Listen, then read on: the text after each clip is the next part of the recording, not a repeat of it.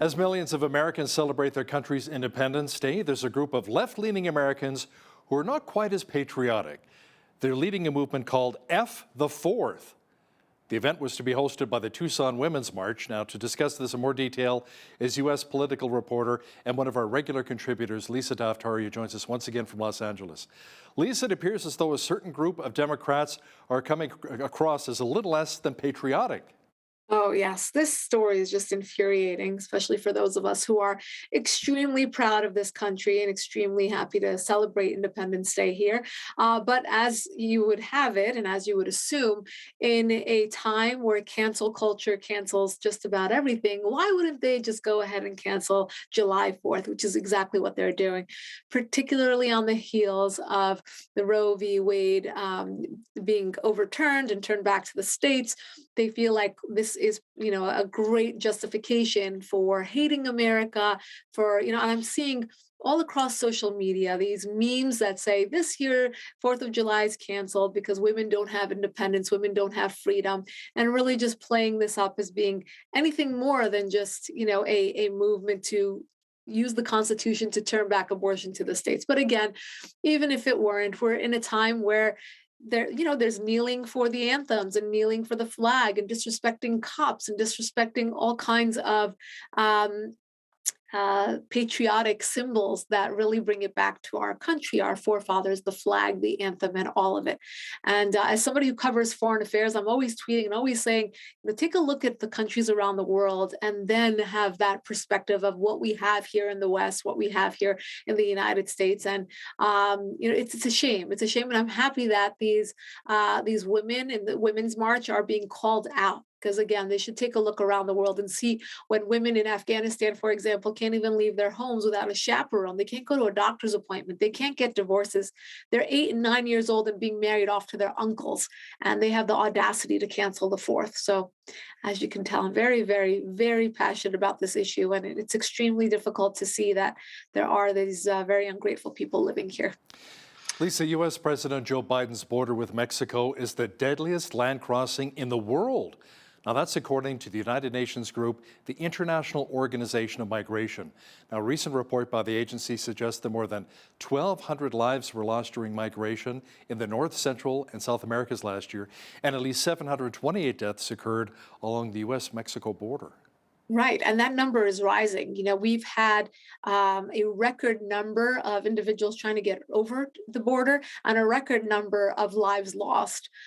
Just last week, there was 51 individuals who died in a truck trying to get over the border. And, it's just, again, the hypocrisy for those who are just about the humanitarian issue and these people have to get, and they just want to be so lax about immigration. Well, where are you on these issues? How about the humanitarian issue with it being so dangerous? Here in California, for example, last week they announced that immigrants across the board, regardless of immigration status, will receive health care. When you make these kinds of announcements, when you entice and you offer these incentives, do you expect families with young children not to make that move when women don't have the proper health care, or they're pregnant, or they have young children, and they will trek over and try to make this trip? And look, it's the UN of all bodies to be calling this out. By the way, the UN would never make such a statement if it were not a glaring fact that it is a very dangerous crossing. And to have these families come over and risk their lives, it's irresponsible, if nothing more. And I do hope that migrants that are thinking about coming over think twice before coming over in a way that's legal and safe and healthy for their families. And until then, hopefully we can kind of diminish these numbers and diminish these tragedies. The U.S. House Appropriations Committee has approved a ban on sending funding to the Wuhan Institute of Virology. Now, Lisa, that's the Chinese lab at the heart of the controversy over the origin of the virus that sparked the COVID-19 pandemic. Hal, you would think we wouldn't need a piece of legislature to make sure that this doesn't happen, that we just stop funding them. Forget about funding them. I mean, we should. I mean, demanding transparency. The fact that we were funding them up to now is just crazy. But yes, there were a handful of lawmakers who came out and said enough is enough. We're not giving money anymore. This is the Appropriations Committee, and we don't want to be spending our money this way. So let's put a ban on supporting this lab. Now, I'm just going to make a little small bet here that there will be individuals on the left that will continue to maybe privately or personally fund this lab. For some reason there's some sort of affinity towards this lab, and again, for allegedly spreading the virus, for being careless, for being the lack of transparency. And there may be much more and many more more serious allegations towards this lab, but we'll leave it there. It's actually a good day when we can stop funding this lab. Lisa, there are reports that Israel carried out a rare daylight airstrike along the southern Syria coast over the weekend. Now, what's the reason behind this latest offensive? Yeah, it's a great question. Right now, not too many people are paying attention to this part of the world. But when you have a weak leader in the West, when you have someone like Joe Biden and the Democrats in charge at the White House and leading, for example, a charge to normalize relations with the Iranian regime that exports terror into the region, into Syria and Lebanon, into Gaza with Hamas, funding Hezbollah and funding the Houthis in Yemen, and the list goes on and on.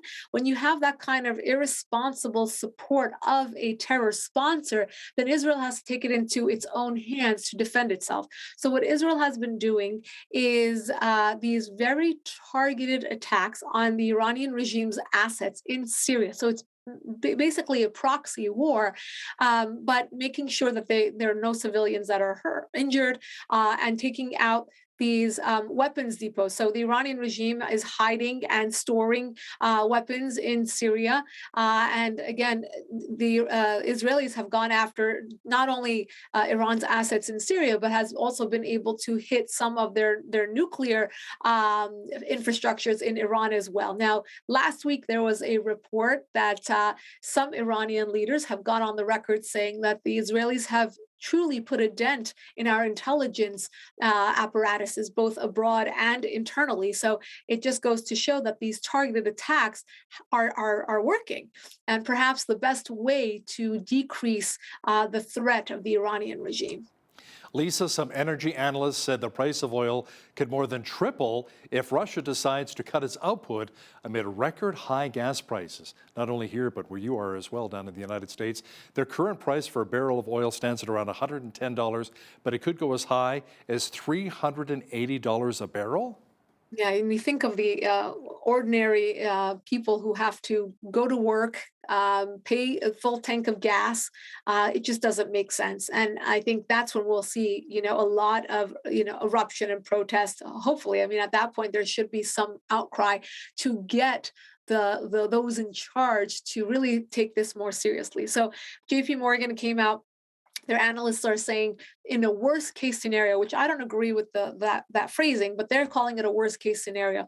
This may be much more of kind of a no-brainer for Putin at this point, because what is his off-ramp? What is his exit from this in terms of a victory if he won't be able to put pressure on the West? We know that Putin is upset about the sanctions. We know that he's upset with the United States for really trying to squeeze him economically and punish him for the invasion of Ukraine. They're upset at the West, including Europe and the United States, for providing weapons to Ukraine and helping them out and supporting them in this war. So why wouldn't Russia use this as a weapon to really triple gas prices here in the West, especially now in the summer? So many families want to travel, and it's really affecting people's pockets. And that's where you will see a change at the polls. That's where you will see, and we've been saying this for a while. We have midterm elections coming up in the United States, and what's going to affect people more than anything else? It's not going to be Roe v. Wade. It's going to be people's pockets, people not being able to afford basic things like gasoline, like pharmaceutical supplies, like barbecues. today's July 4th, and they're saying the cost of a barbecue is 16 to 20% more than it was last year. That's a tremendous number. And you're talking again about average families who just want to have a nice barbecue and enjoy the holiday. So we're going to be seeing a lot of changes here, and it's going to start at the pump. Yeah, absolutely. You're right. A lot of families, especially here in Canada as well, are looking forward to crossing our home and native land, going away to the mountains or maybe to the oceans, the beaches, and at $2 a liter. And if it goes up to $4 or $5 a liter, that'd be outrageously expensive. Lisa, not only did U.S. President Joe Biden kill Keystone XL, the pipeline, but he's also proposing blocking offshore drilling in the Pacific and Atlantic Oceans, but will allow some in the Gulf of Mexico. Tell me more. Yeah, and some people are upset about this because they say you campaign on zero emissions and not allowing any of these land leases to go through, and now you're allowing the Gulf of Mexico, while others are saying, have you ever taken Econ 101? Because you obviously don't understand how this is all going to be resolved unless the U.S. starts drilling. Look, it's really 14 states have gone against the administration and have actually sued the administration to get their land leases back and to start drilling. And that's what makes sense. I mean, we can go on and on about this discussion, but obviously, again, here in California, in some places, it was almost up to $8 a gallon for gasoline. I think that's the most expensive in the nation, in the United States. So, you can understand why people are really pushing, not in California, but other parts of the country, to start the drilling and to pressure the Biden administration to really think twice about this zero emissions when it's not going to make a dent into anything. And again, the hypocrisy of all of these leaders who are pushing for zero emissions, but meanwhile, they have a caravan of SUVs taking them everywhere, and they have their private jets, and they have everything else giving off emissions. So a lot of hypocrisy, and just another day in Washington, D.C. There appears to be a new threat on the Asian high seas. There are reports that 3 Chinese naval ships have been circling Japan for days. What's going on there? Yeah, this is an interesting development. It's actually very typical of China to be flexing its muscles. It's almost like a parade, right? And going around and trying to provoke, if nothing more, get attention from its neighbors, and to say, we're here, we're in charge, we're spreading our influence, and you better like it. We know that Japan has really spoken out about the growing Chinese influence in that part of the world. And the United States is finally waking up to the fact that it may be even too late to stop the Chinese, but this is their agenda, and this is what they're marching forward with. And, optics like this, with them really just circling the seas for 3 days, are they lost? Where are they going? It's obviously by design. The World Cup of Soccer is coming up this November. Now, Lisa, we here in Canada are pretty excited with Team Canada qualifying for the first time in decades. But now the Department of Homeland Security in the U.S., where you are, will be on hand helping to ensure the tournament will be safe and secure for everyone in Qatar. Yes, an interesting development, because the irony here is that the Department of Homeland Security can't even keep our southern border safe, as you said at the top of the segment. But they will be starting early. And as we know, that part of the world, obviously, a lot of embedded insurgents, a lot of